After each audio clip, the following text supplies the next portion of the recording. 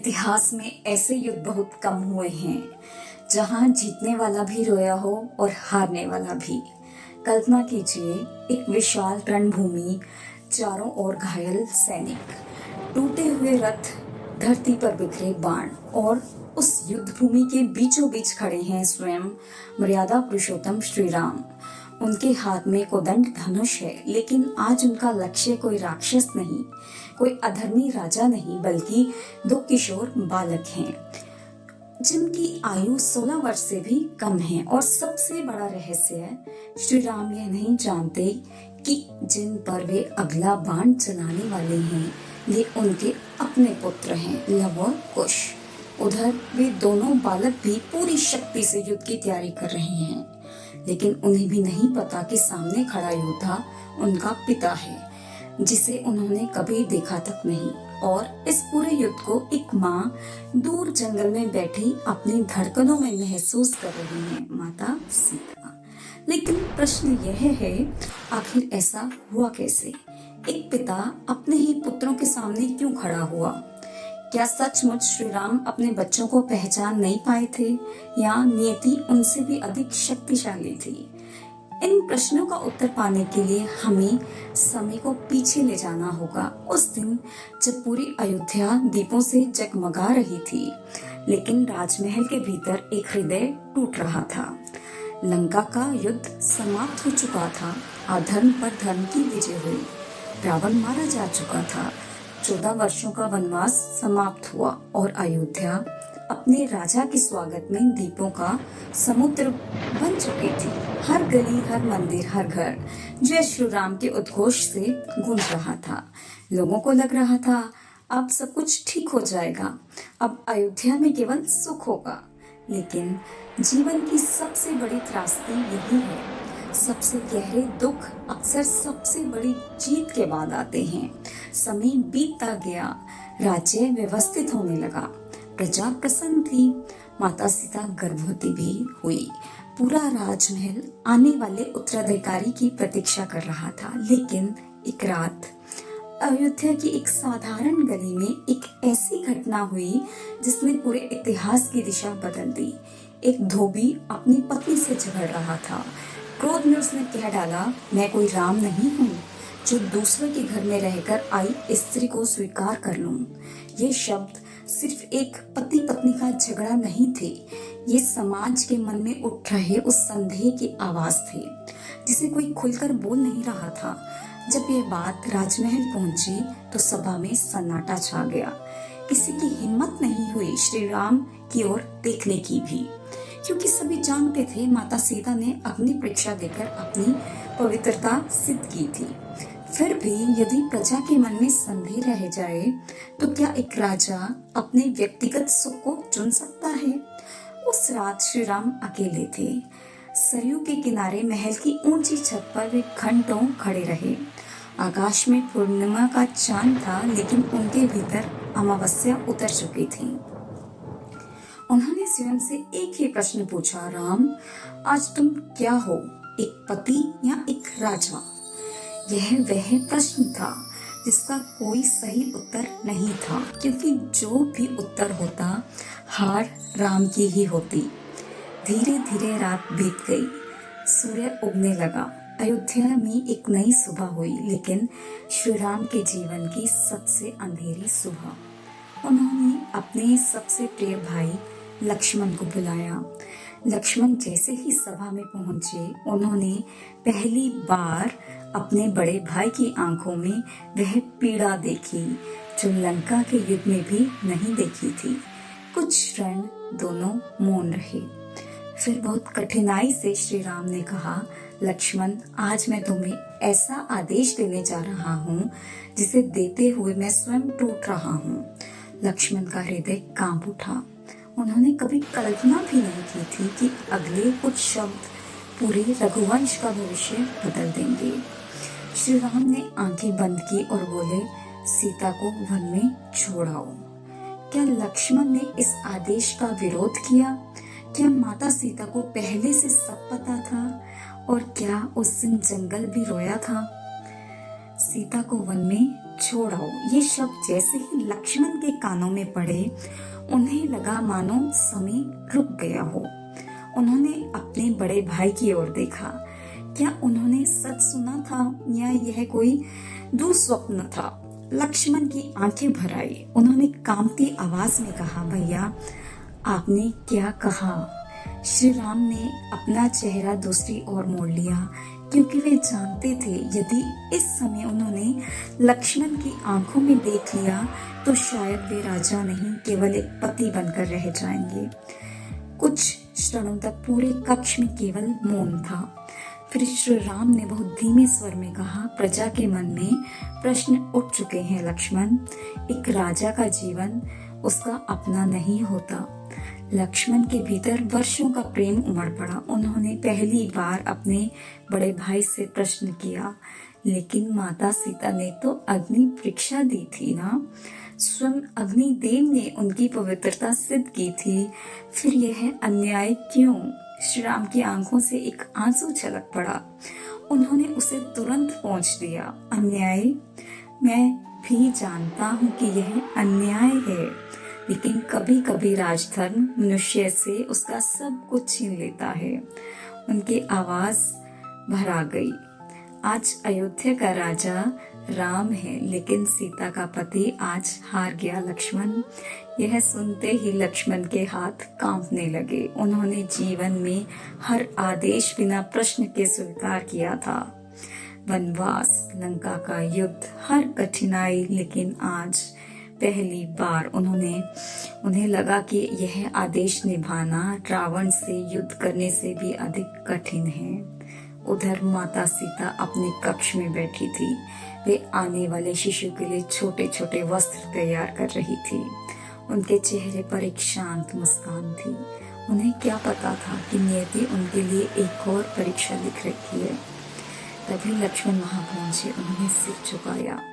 वे माता की आंखों में देख ही नहीं पा रहे थे। सीता मुस्कुराई, भैया आज इतने मौन क्यों हो? लक्ष्मण ने उत्तर देने की कोशिश की, लेकिन शब्द गले में अटक गए। आंखों से आंसू बह निकले। सीता सब समझ गई। उन्होंने धीरे से पूछा, क्या महाराज ने मुझे वन चलने के लिए कहा है? लक्ष्मण स्तब्ध रह गए। माता आपको कैसे पता? सीता हल्के से मुस्कुराई। जिस स्त्री ने अपने पति के मन को जीवन भर पढ़ा हो, उसे शब्दों की आवश्यकता नहीं लक्ष्मण। यह सुनकर लक्ष्मण फूट फूट रो पड़े। उन्होंने हाथ जोड़ दिए, माता मुझे क्षमा कर दीजिए, मैं केवल आदेश का पालन कर रहा हूँ। सीता ने उनके सिर पर हाथ रखा, नहीं पुत्र, दोष तुम्हारा नहीं है। कभी कभी जीवन में ऐसे निर्णय लेने पड़ते हैं जिनमें कोई भी विजेता नहीं होता। कुछ ही देर बाद रथ अयोध्या से निकल पड़ा। महल की ऊंची दीवारें पीछे छूटती गई। सरयू का तट पीछे रह गया और धीरे धीरे राजधानी का शोर घने जंगल की शांति में बदल गया। पूरे रास्ते लक्ष्मण मौन रहे। सीता भी मौन थी, लेकिन उस मौन में हजारों शब्द छिपे थे। अचानक सीता ने आकाश की ओर देखा। कुछ पक्षी अपने घोंसलों की ओर लौट रहे थे। उन्होंने बहुत धीरे से कहा, देखो लक्ष्मण, पक्षियों के बच्चों को उनके माता पिता कभी अकेले नहीं छोड़ते। लक्ष्मण की आंखों से फिर आंसू बह निकले। वे अब एक क्षण भी उस रथ में बैठना नहीं चाहते थे, लेकिन नियति उन्हें आगे बढ़ाती रही। घंटों की यात्रा के बाद वे महर्षि वाल्मीकि के आश्रम के निकट पहुंचे। जंगल शांत था। पेड़ों के बीच से सूर्य की किरणें धरती पर पड़ रही थी। ऐसा लग रहा था मानो स्वयं प्रकृति सीता का स्वागत कर रही हो। रथ रुक गया। लक्ष्मण नीचे उतरे। उनके कदम भारी थे। उन्होंने कांपते हुए स्वर में कहा, माता यहीं तक, इसके आगे। वे कुछ बोल ही नहीं पाए। वे सीता के चरणों में गिर पड़े। मुझे क्षमा कर दीजिए। सीता ने उन्हें उठाया। उनकी आंखों में आंसू थे, लेकिन चेहरे पर वही शांति। लक्ष्मण जाकर भैया राम से कहना। कुछ क्षण वे रुकी, फिर बोली, सीता ने आज भी उनके निर्णय का सम्मान किया है। और फिर उन्होंने अपने गर्भ पर हाथ रखा और धीरे से कहा, मेरे बच्चों, आज से तुम्हारा घर यही वन है। उसी समय दूर आश्रम से महर्षि वाल्मीकि बाहर आए। उन्होंने सीता को देखा और बिना कुछ पूछे सब समझ गए। उन्होंने आगे बढ़कर कहा, पुत्री, यह आश्रम अब तुम्हारा ही घर है। सीता ने पहली बार अपनी आंसुओं को बहने दिया, लेकिन उन्हें नहीं पता था कि इसी आश्रम में दो ऐसे बालकों का जन्म होगा जो एक दिन इतिहास के सबसे महान योद्धा को युद्ध भूमि में चुनौती देंगे। और वह योद्धा कोई और नहीं, उनके अपने पिता होंगे, श्री राम। समय किसी के लिए नहीं रुकता। जिस वन में कभी माता सीता अकेले पहुंची थी, उसी वन में कुछ महीनों बाद दो बालकों के रोने की मधुर आवाज गूंज उठी। महर्षि वाल्मीकि के आश्रम में दो जुड़वा पुत्रों का जन्म हुआ। एक का नाम रखा गया लव और दूसरे का कुश। उस दिन पूरा आश्रम आनंद से भर उठा। ऋषि मुनि आशीर्वाद देने आए। जंगल के पशु पक्षी भी जैसे इस उत्सव का हिस्सा बन गए। लेकिन उन दोनों मासूम बच्चों को यह नहीं पता था कि उनका जन्म किसी साधारण परिवार में नहीं, रघुवंश में हुआ है और उनके पिता पूरे आर्यव्रत के सबसे महान राजा हैं। वर्ष बीतते गए, लव और कुश बड़े होने लगे। महर्षि वाल्मीकि ने उन्हें केवल वेद और शास्त्र ही नहीं सिखाए, उन्होंने उन्हें जीवन जीने की कला भी सिखाई। सच्चा योद्धा वही होता है जो सबसे अधिक लोगों को पराजित करे। सच्चा योद्धा वह है जो अपने क्रोध को जीत ले। ये शब्द दोनों भाइयों के हृदय में हमेशा के लिए बस गए। सुबह ब्रह्म मुहूर्त में उठना, गुरु की सेवा करना, धनुर्विद्या सीखना, घुड़सवारी, तलवार, भाला और साथ ही संगीत, काव्य और शास्त्र। उनकी शिक्षा किसी राजकुमार से कम नहीं थी, क्योंकि वाल्मीकि जानते थे समय आने पर इन दोनों को केवल योद्धा नहीं, धर्म का रक्षक बनना होगा। एक दिन आश्रम में धनुर्विद्या का अभ्यास चल रहा था। महर्षि वाल्मीकि ने दूर एक पेड़ के सबसे पतली डाल की ओर संकेत किया। जो उस डाल के केवल एक पत्ते को गिराएगा, वही आज का श्रेष्ठ धनुर्धर कहलाएगा। आश्रम के सभी शिष्य प्रयास करने लगे। किसी का बाण डाल पर लगा, किसी का तने पर, लेकिन पत्ता अपनी जगह से नहीं हिला। अब बारी थी लव की। उसने आंखें बंद की, गहरी सांस ली, धनुष पर कृतंजा चढ़ाई और बाण बिजली की गति से निकला। कुछ क्षण बाद सिर्फ वही एक पत्ता धीरे धीरे हवा में लहराता हुआ नीचे गिरा। पूरा आश्रम तालियों से गूंज उठा, लेकिन वाल्मीकि मुस्कुराए नहीं। उन्होंने कहा, अभी एक परीक्षा बाकी है। उन्होंने कुश को बुलाया। क्या तुम इससे भी कठिन लक्ष्य भेद सकते हो? कुश ने बिना कुछ कहे अपना बाण उठाया। उसने उसी गिरते हुए पत्ते को हवा में ही दो बराबर हिस्सों में बांट दिया। पूरा वन कुछ क्षणों के लिए स्तब्ध रह गया। वाल्मीकि की आंखों में संतोष था। उन्होंने मन ही मन कहा, समय निकट आ रहा है। लेकिन लव और कुश के मन में एक प्रश्न धीरे धीरे बड़ा होने लगा।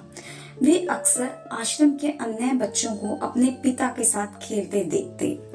एक दिन लव ने हिम्मत करके माता सीता से पूछा, माँ, हमारे पिता कहाँ हैं? पूरा वातावरण अचानक शांत हो गया। सीता के हाथ रुक गए। कुछ क्षण तक वे कुछ बोल नहीं सकी।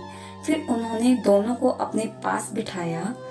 तुम्हारे पिता इस धरती के सबसे महान पुरुष हैं।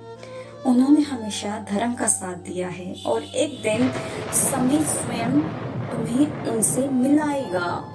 उसने मासूमियत से पूछा, क्या वे हमें लेने आएंगे? सीता की आंखें नम हो गई। उन्होंने मुस्कुराने की कोशिश की। जब भगवान सही समय समझेंगे तब सब कुछ अपने आप हो जाएगा। दोनों बच्चे संतुष्ट तो हो गए, लेकिन उनके मन में अपने पिता को देखने की इच्छा दिन ब दिन बढ़ती गई। उधर अयोध्या में वर्षों बीत चुके थे। राजा राम न्यायपूर्वक राज्य चला रहे थे। पूरे आर्यव्रत में उनका यश फैल चुका था। लेकिन हर विजय, हर उत्सव, हर सभा समाप्त होने के बाद वे कुछ देर अकेले अवश्य बैठते थे, महल की छत पर, सरयू के किनारे या राज उद्यान में, क्योंकि राजा के पास पूरा राज्य था। लेकिन पति के पास आज भी सीता नहीं थी। एक दिन राज्यसभा में महर्षि वशिष्ठ ने कहा, महाराज, अब समय आ गया है कि आप अश्वमेध यज्ञ करो। सभा में सहमति की आवाज गूंजी। अश्वमेध सिर्फ एक यज्ञ नहीं था, यह पूरे आर्यव्रत के लिए घोषणा थी कि जो भी इस घोड़े को रोकेगा उसे अयोध्या की सेना का सामना करना होगा। श्री राम ने कुछ क्षण विचार किया, फिर उन्होंने सहमति दे दी। उन्हें क्या पता था कि यह निर्णय उन्हें अपने पुत्रों तक ले जाएगा। उधर वाल्मीकि आश्रम में लव और कुश अपने अभ्यास में लगे थे। उन्हें नहीं मालूम था कि कुछ दिनों में एक स्वर्णिम अश्व उनके आश्रम के सामने से गुजरेगा और उसी एक निर्णय से इतिहास का सबसे भावनात्मक युद्ध शुरू होगा। दूर कहीं एक सफेद अश्व अयोध्या से निकल चुका था और उसकी दिशा सीधे वाल्मीकि आश्रम की ओर थी। दूर जंगल की निस्तब्धता को घोड़ों के टापों की आवाज ने तोड़ दिया।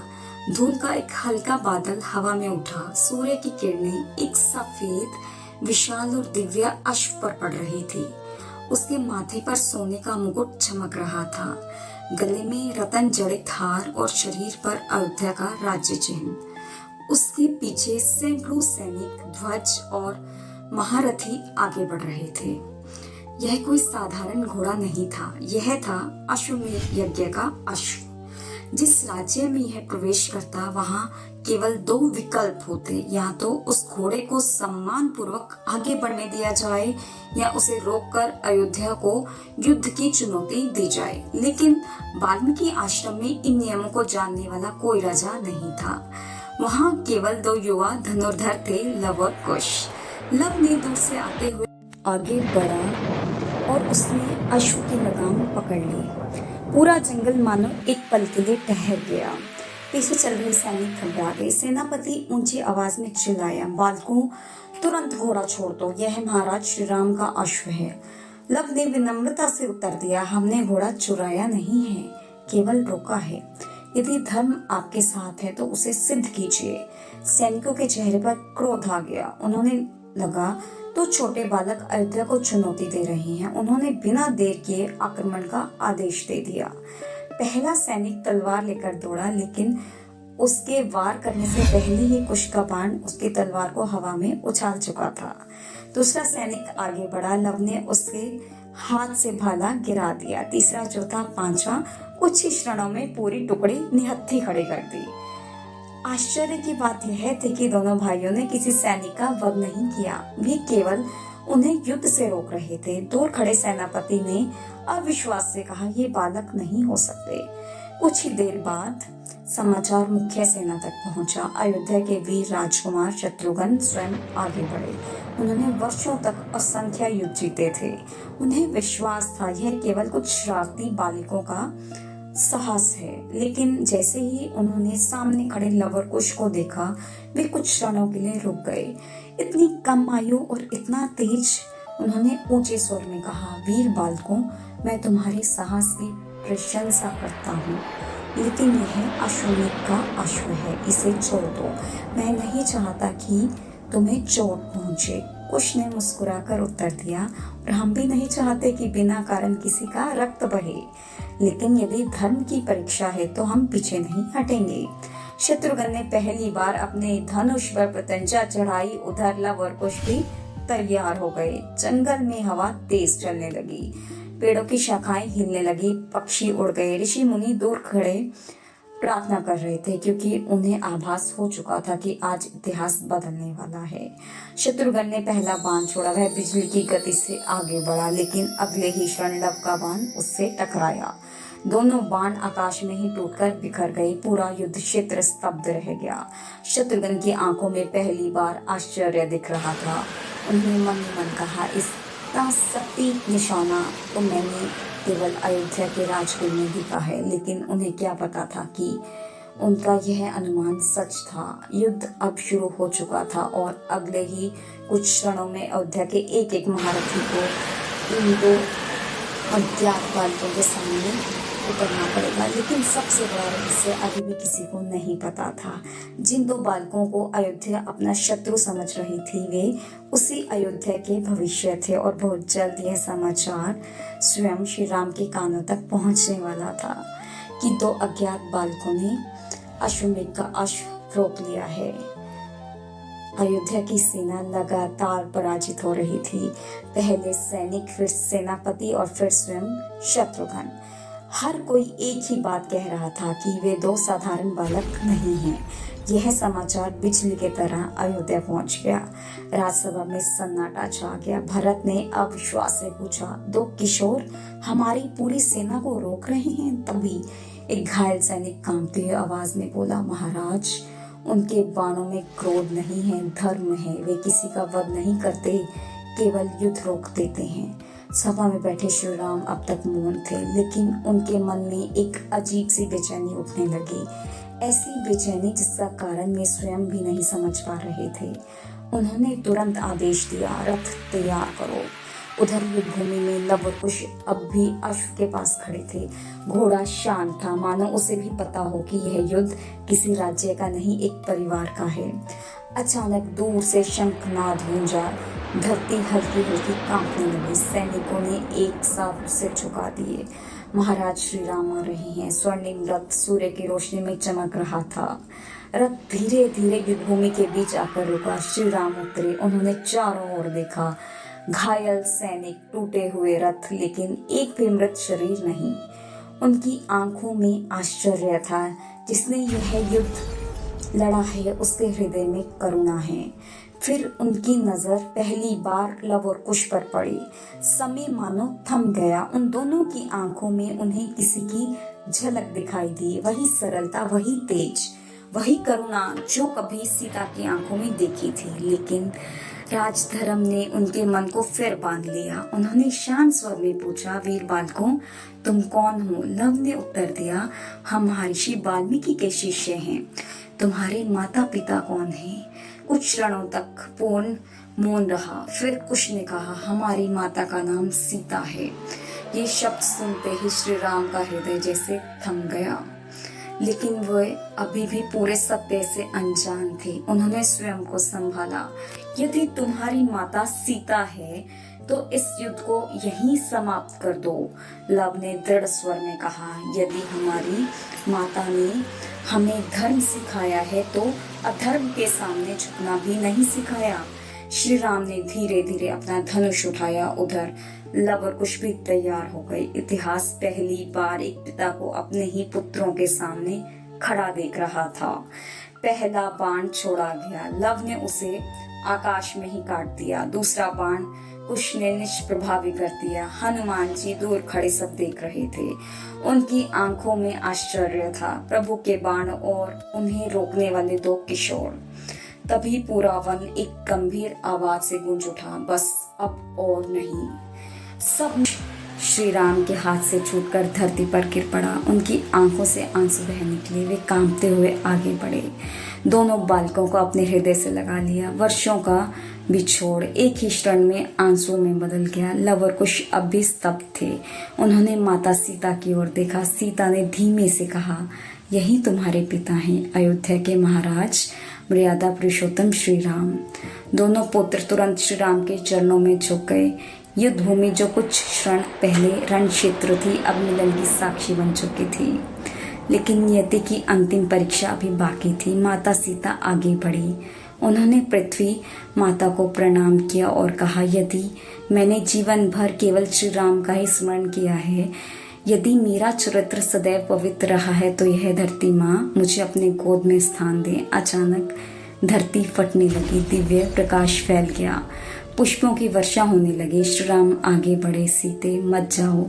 लेकिन इस बार सीता मुस्कुराई। उन्होंने अंतिम बार श्री राम, लव और कुश को देखा और धरती माता की गोद में समा गई। पूरा वन रो पड़ा। हनुमान जी की आंखों से भी आंसू बह गए थे।